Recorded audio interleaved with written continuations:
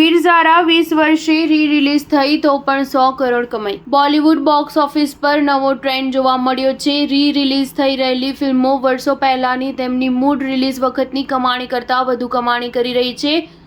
હવે આ યાદીમાં શાહરૂખ ખાન, પ્રીતિ ઝિંટા અને રાની મુખર્જીની ફિલ્મ વીર ઝારા પણ સામેલ થઈ ગઈ છે. 20 વર્ષ પહેલા આ ફિલ્મ રિલીઝ થઈ ત્યારે કુલ 98 કરોડ કમાઈ હતી. આ વખતે રી-રિલીઝમાં તે કુલ 102 કરોડ કરતાં પણ વધારે કમાણી કરી ચૂકી છે. મૂળ રિલીઝ વખતે આ ફિલ્મના ગીતો સુપરહિટ થયા હતા, પરંતુ તેની સ્ટારકાસ્ટને જોતા તે અપેક્ષિત કમાણી કરી શકી ન હતી. જોકે વર્ષો બાદ તેની લોકપ્રિયતા ઉત્તરોત્તર વધી રહી છે. આ અગાઉ તૃપ્તિ ડિમરીની લૈલા મજનુ અને સોહમ શાહની તુમ્બાડ સહિતની ફિલ્મો પણ તેમની મૂળ રિલીઝ કરતાં રી-રિલીઝમાં વધારે કમાણી કરી ચૂકી છે. નવી પેઢીના દર્શકો ઓટીટી પર સહજતાથી ઉપલબ્ધ એવી ફિલ્મો જોવા થિયેટરમાં આવી રહ્યા છે. તેના કારણે થિયેટર બિઝનેસના વર્તુળોમાં ખુશીની લહેર દોડી છે. સ્ટાર ન્યૂઝ 7 હંમેશા સચ્ચાઈની સાથે.